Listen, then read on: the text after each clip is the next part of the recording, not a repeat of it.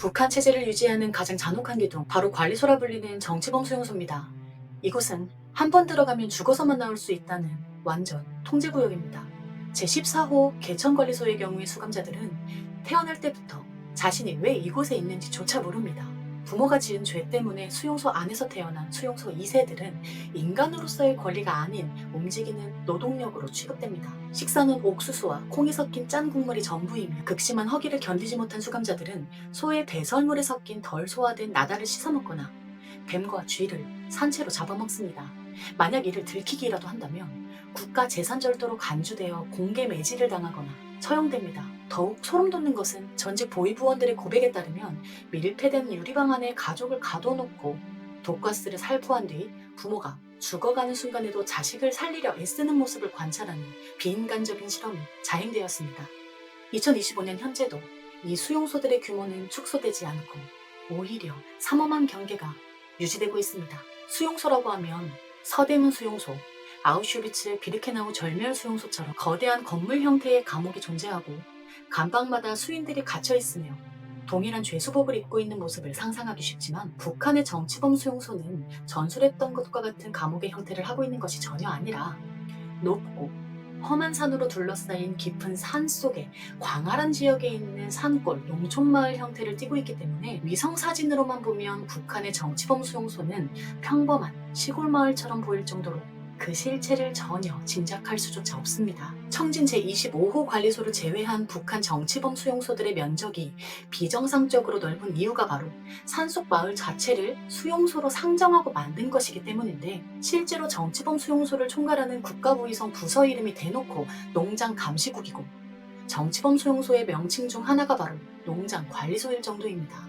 거대한 산골 마을처럼 만들어진 정치범 수용소는 다른 여러 개의 마을로 나뉘어져 있으며 그 마을들은 사는 사람들의 신분에 따라서 구분됩니다. 수감자들은 몇 명이 아니라 몇 개 또는 번호로만 호칭하고 수감자들에게 동정을 보이는 간수는 처벌까지 당하며 반대로 수감자들을 가혹하게 학대할수록 투철한 혁명전사로 불리며 포상을 받기도 합니다.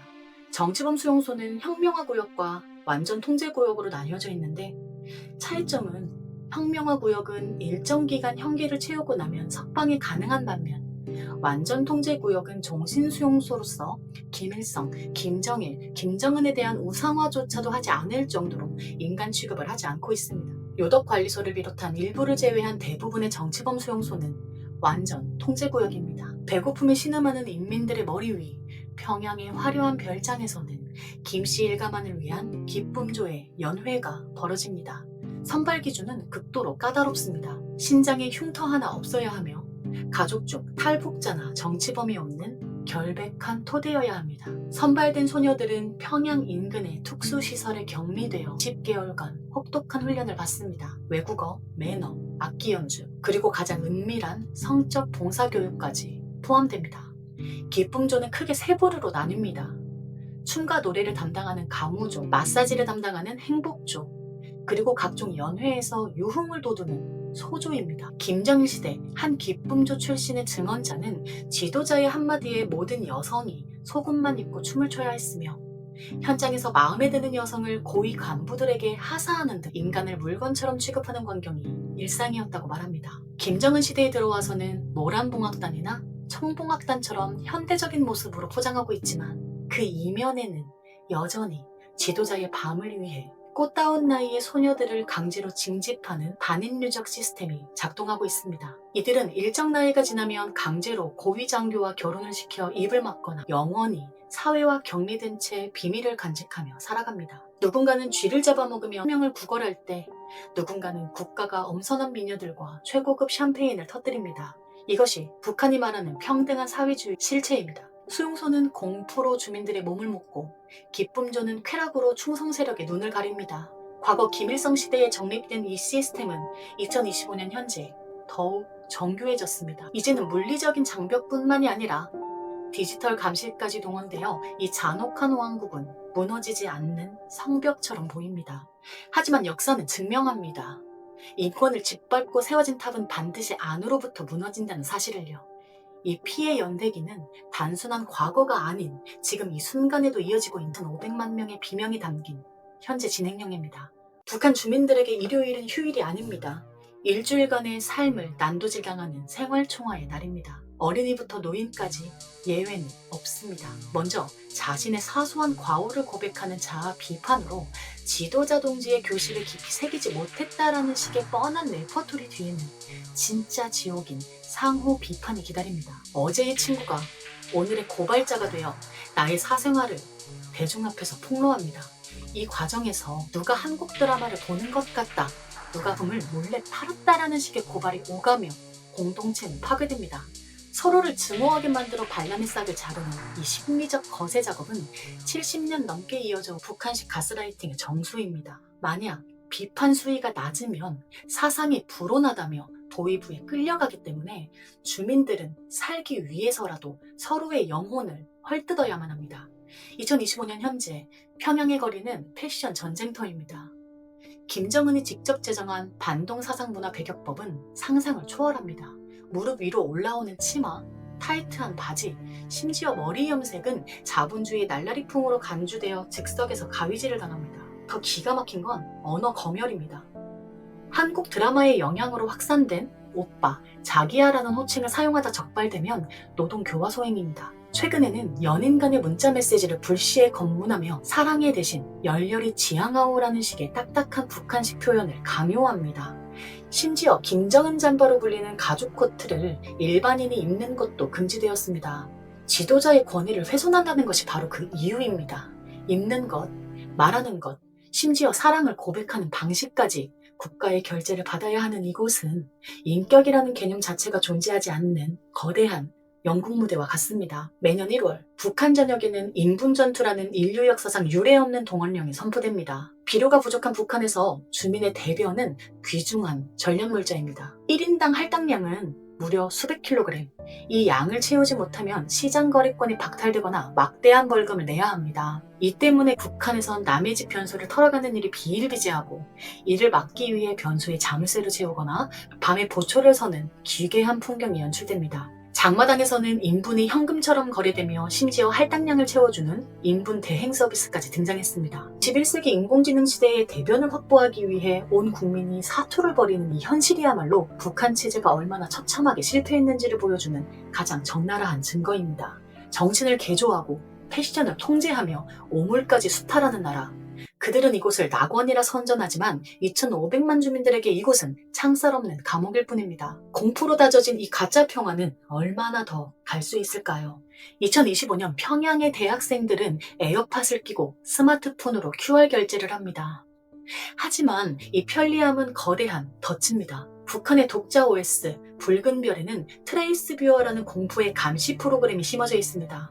이 시스템은 사용자가 앱을 실행하거나 사진을 볼 때마다 무작위로 화면을 캡처해 지울 수 없는 비밀 폴더에 저장합니다. 당신이 한국 드라마의 한 장면을 단 1초만 봤더라도 그 증거는 폰 내부에 박제되어 보위부의 검열을 기다립니다. 또한 모든 파일에는 디지털 워터마크가 강제 삽입됩니다. 그 파일이 폰에서 시작되어 몇 명을 거쳤는지 경로가 낱낱이 기록됩니다. 이제 몰래 본다는 개념은 사라졌습니다. 당신의 손바닥 위에 있는 그 스마트폰은 당신의 일거수일투족을 평양 서버로 실시간 보고하는 24시간 밀고자입니다. 이제 보위부어는 골목길에 숨어있지 않습니다. 하늘과 벽면의 렌즈 속에 존재합니다. 2025년 북한은 중국의 기술력을 빌려 평양 전역에 AI 안면인식 네트워크를 구축했습니다. 수만 대의 CCTV가 주민들의 얼굴을 인식해 허가된 거주구역을 벗어나는지 실시간으로 추적합니다. 주민들이 소지한 전자신분증은 일종의 디지털 수갑입니다. 건물을 출입하거나 버스를 탈 때마다 태그되는 데이터는 중앙통제소로 모입니다. 누구와 만났는지, 얼마나 머물렀는지 AI가 분석하여 이상 징후가 발견되면 즉시 안전원에 출동합니다. 여기에 더해 최근 북한은 내부 인트라넷인 광명망에 접속하는 모든 단말기에 인공지능 검열관을 배치했습니다. 검색어 하나, 타이핑 한 줄까지 사상 검토를 거쳐야 하는 이 하이테크 창살 안에서 주민들의 사적인 공간은 완전히 소멸되었습니다. 첨단 감시로도 막지 못한 민심의 이탈은 결국 고전적인 피해 처형으로 해결합니다. 2025년 초 북한은 수해복구 미흡을 빌미로 자강도 책임비서 강봉훈을 포함한 고위 간부 10여 명을 무더기 공개 처형했습니다. 증언에 따르면 처형은 간부들의 가족과 지역 주민들이 지켜보는 앞에서 고사총을 동원해 잔인하게 집행되었습니다. 이는 단순한 처벌이 아닙니다. 김정은 체제의 무능으로 인한 자연재해의 책임을 간부들에게 전가하여 내부 불만을 잠재우려는 공포정치의 재점화입니다. 하지만 변화의 바람은 거셉니다. 디지털 창살 속에서도 정보를 갈구하며 그러한 이중 생활을 이어가고 있습니다. 억압의 기술이 정점에 달한 2025년, 아이러니하게도 체제의 균열은 그 어느 때보다 깊어지고 있습니다. 아날로그 공포와 2025년의 디지털 감시. 하지만 역사는 말합니다. 아무리 촘촘한 그물망도 자유를 향한 인간의 의지는 가둘 수 없다는 것을. 지구상에서 유일하게 시간이 거꾸로 흐르는 땅.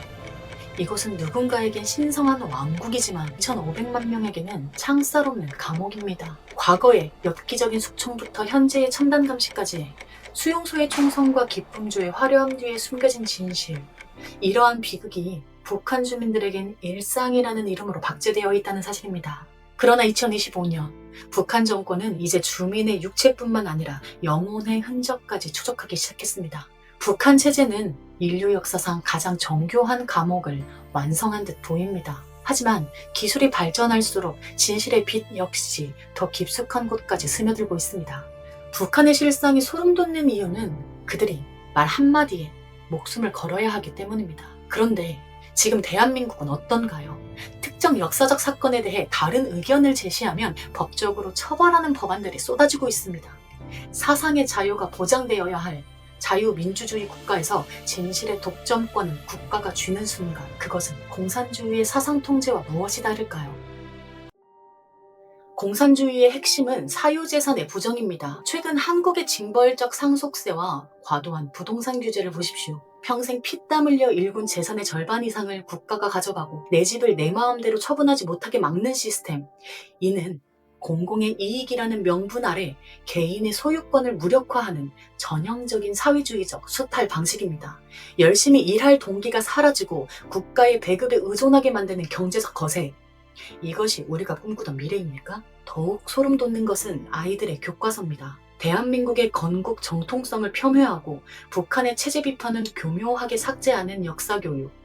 자라나는 아이들에게 성공보다 평등을, 자유보다는 집단을 우선시하도록 가르치는 것은 칼로 하는 혁명보다 무서운 교육을 통해 서서히 영혼을 잠식하는 사상적 침투입니다. 중국과 북한의 공통점은 철저한 디지털 감시입니다. 대한민국에서도 최근 온라인상의 대화와 게시물들을 실시간으로 검열하려는 시도가 안전과 공익이라는 이름으로 정당화되고 있습니다. 개인의 프라이버시보다 국가의 통제 편의를 우선시하는 태도, 그리고 이를 위해 빅데이터를 활용하는 방식은 중국의 사회적 신용점수 시스템으로 가는 지름길입니다. 당신의 단톡방, 당신의 검색 기록이 이미 누군가의 감시망에 걸려 있을지도 모릅니다. 우리는 북한의 실상을 보며 비웃었지만 지금 우리 발밑의 땅도 조금씩 무너져 내리고 있습니다. 자유는 주어지는 것이 아니라 지키는 것입니다.